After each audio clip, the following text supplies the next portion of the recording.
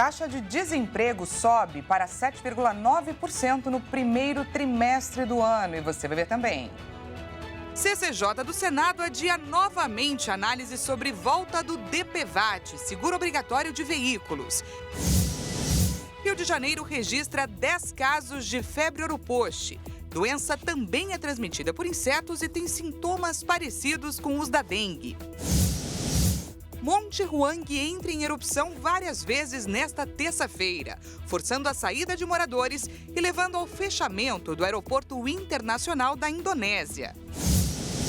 E ainda, Câmara dos Deputados da Argentina aprova projeto de reforma econômica de Javier Milei.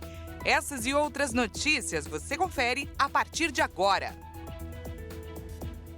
Olá, boa tarde para você, seja muito bem-vindo. Chegamos ao vivo, agora 1h04 minutinhos, para te contar, é claro, quais são os assuntos que estão em destaque no Brasil e no mundo nesta terça-feira. Vem comigo. A Comissão de Constituição e Justiça do Senado adiou a votação do projeto que pode permitir a volta da cobrança do DPVAT, o seguro que cobre indenizações a vítimas de acidentes de trânsito, que estava prevista para acontecer hoje. A decisão foi tomada pelo presidente da comissão, o senador Davi Alcolumbre, do União Brasil, que concedeu vistas ao projeto. Assim, os senadores terão mais tempo para analisar o tema. Vamos ver. O pagamento, que ocorrerá uma vez ao ano, será obrigatório para carros e motos, mas o valor da taxa ainda não foi definido.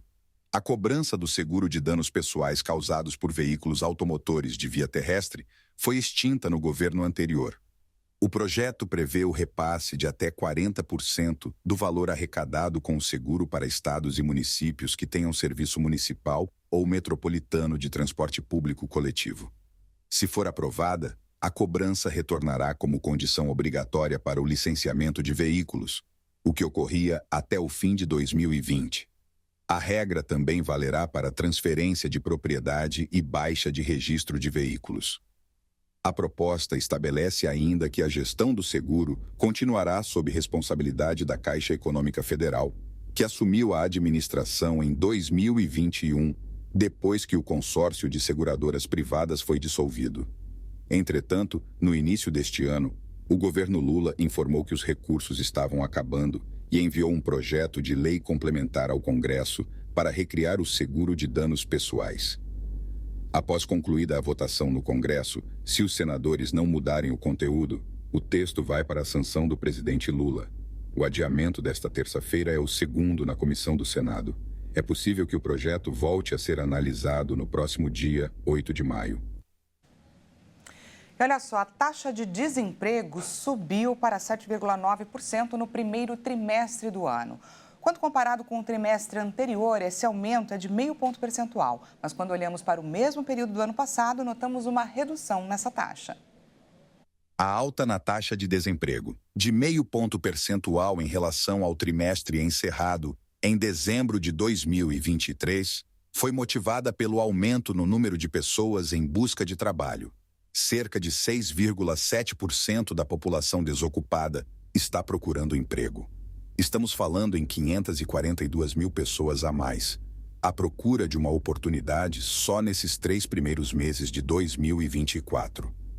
Apesar da alta, o Instituto Brasileiro de Geografia e Estatística reforça que a população desocupada permanece 8,6% abaixo do registrado nesse mesmo trimestre móvel de 2023.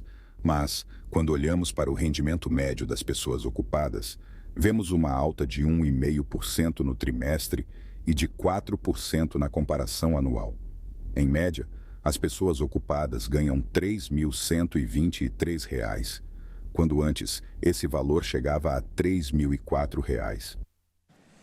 Bom, seguimos ao vivo, gente, agora 1h07 minutinhos. Esses números que a gente acaba de ver fazem parte da PNAD Contínua, que é aquela pesquisa feita pelo IBGE a cada 3 meses, onde eles ligam para saber quem está trabalhando, quem está procurando emprego, quem desistiu de procurar trabalho, etc. Quem nos traz informações relacionadas ao emprego informal. E hoje também tivemos as informações do CAGED, que trazem dados baseados em registros de contratações e dispensas de empregados contratados no regime CLT. Pesquisa essa que é feita pelo Ministério do Trabalho. Para a gente entender melhor qual a radiografia que temos hoje da empregabilidade no país, analisamos esses dados na nossa entrevista.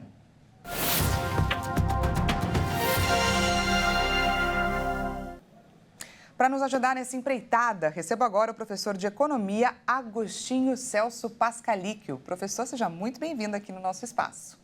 Eu que agradeço, Daniela.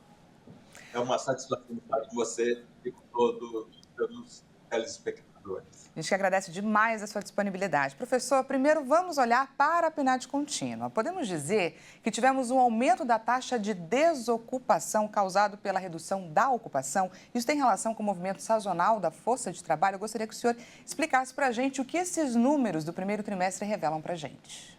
Sim, esse é o motivo, a questão sazonal. Na verdade, o trimestre do ano, lembrando, temos as festas do Ano Novo, Natal, e, enfim, comprometidos até pela atividade escolares, pelo recesso escolar. Consequentemente, nós temos um comportamento sazonal muito grande. E esse comportamento apareceu registrado nos dados. Quando a gente olha, professor, para o rendimento médio das pessoas ocupadas, a gente percebe um aumento que antes estava em R$ 3.004, agora chega a R$ 3.123. Podemos dizer que melhoramos a qualidade dos empregos ou esse aumento tem a ver apenas com reajuste? Ainda são reajustes, mas nós também temos o efeito de uma melhora nos dados da empregabilidade nesse período. Então, nós temos muito mais do efeito ainda dos reajustes.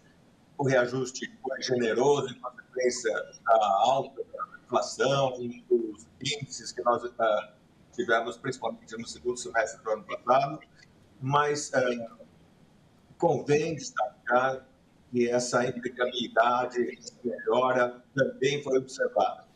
O que nós estamos olhando agora é um nível layer, uma melhora da qualidade do emprego.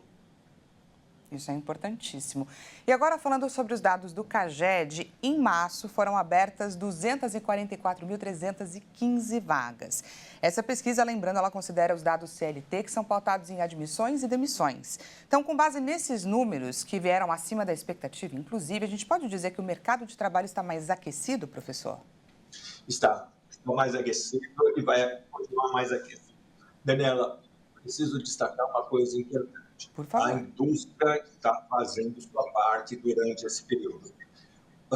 Os dados negativos vieram exatamente do setor agrícola, do agronegócio.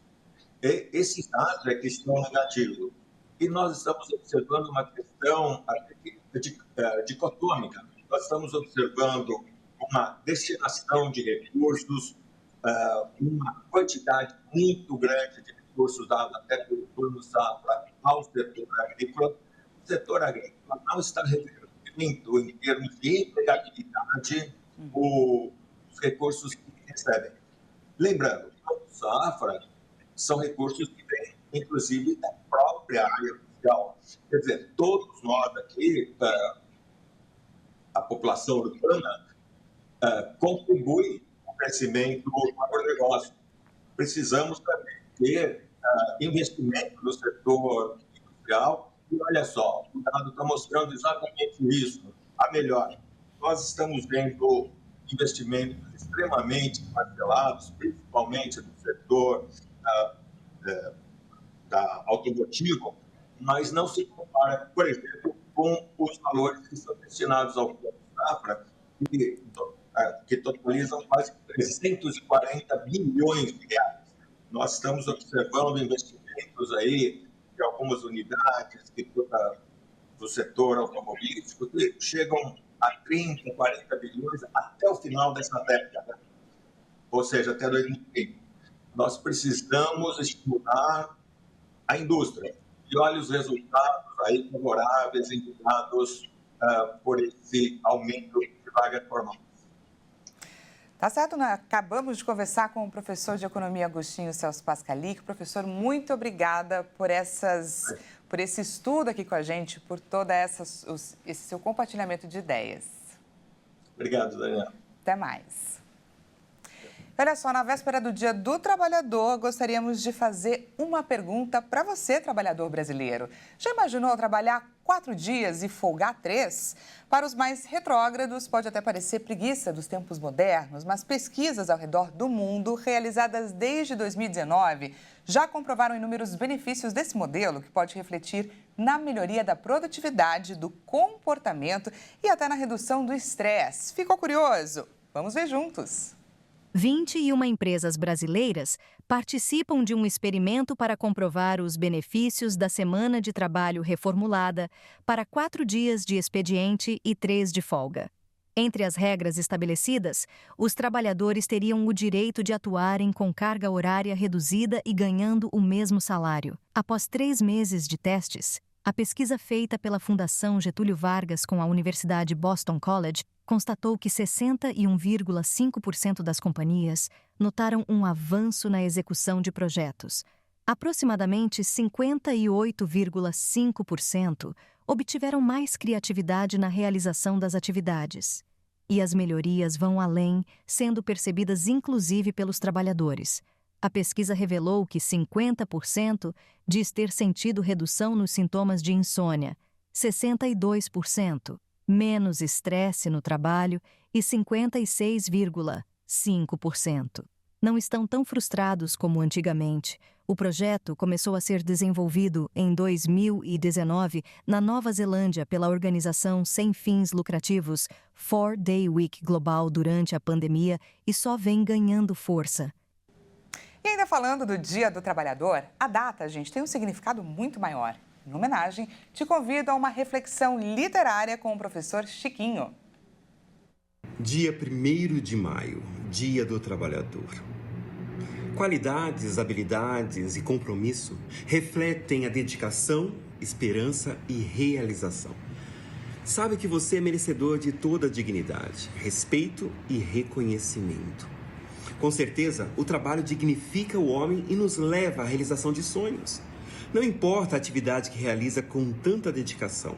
Desejamos nesse dia que o pão nunca lhe falte à sua mesa. Desejamos também que a cada suor derramado no seu rosto seja algo para umedecer o caminho e a estrada que você percorre diariamente. Lembre-se, antes das flores desabrocharem, alguém plantou aquela semente. Sinta-se valorizado e, principalmente, nesse dia, por acaso o reconhecimento não venha? Fique em paz, faça o seu melhor, seja grato, siga adiante. Você não é invisível. Parabéns, você trabalhador, você trabalhadora. E veja a seguir, Monte Huang entra em erupção várias vezes nesta terça-feira, levando ao fechamento do aeroporto da Indonésia. E ainda, a Câmara dos Deputados da Argentina aprova projeto de reforma econômica de Javier Milei. A gente volta já já, não perca!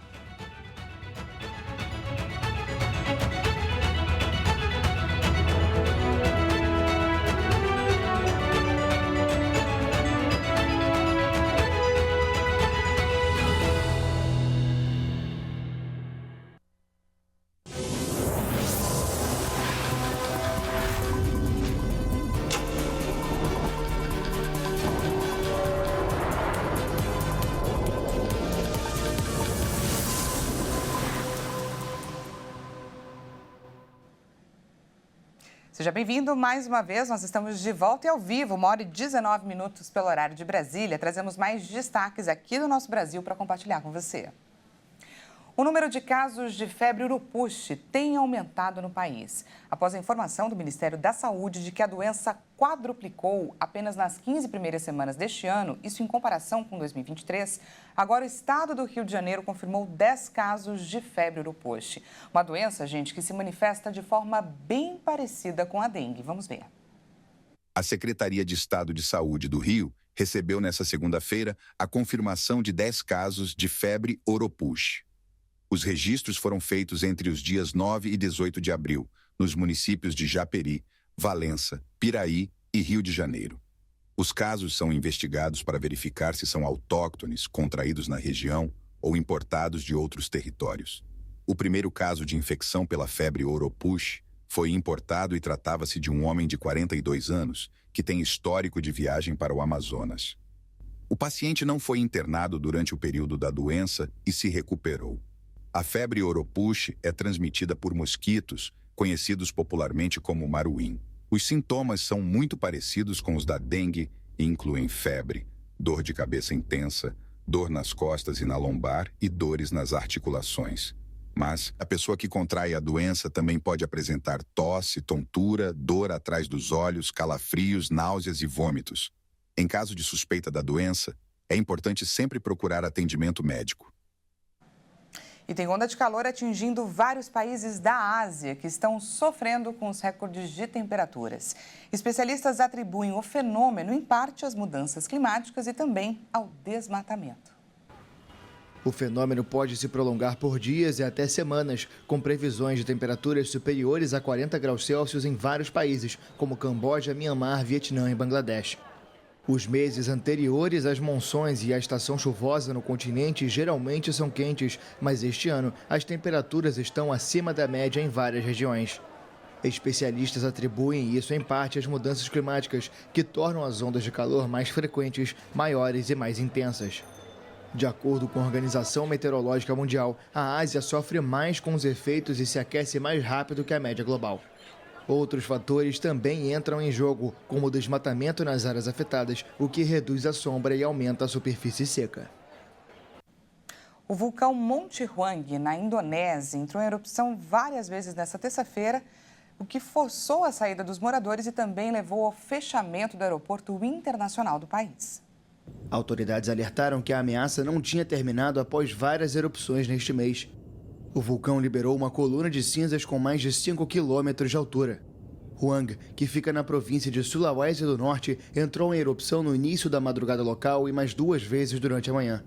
As últimas erupções do Monte Huang também levaram as autoridades a fechar novamente o aeroporto internacional Samratulangi, na capital da província de Manado, a mais de 100 quilômetros de distância. A Indonésia, um extenso arquipélago no Sudeste Asiático, fica no chamado Círculo de Fogo do Pacífico, com atividade sísmica e vulcânica frequente. A Câmara dos Deputados da Argentina aprovou nesta terça-feira um amplo plano de reforma econômica proposto pelo presidente Javier Milei em uma votação geral. Essa é mais uma tentativa de atrair investimentos e conter a inflação no país. O projeto de lei ainda precisa ser aprovado no Senado.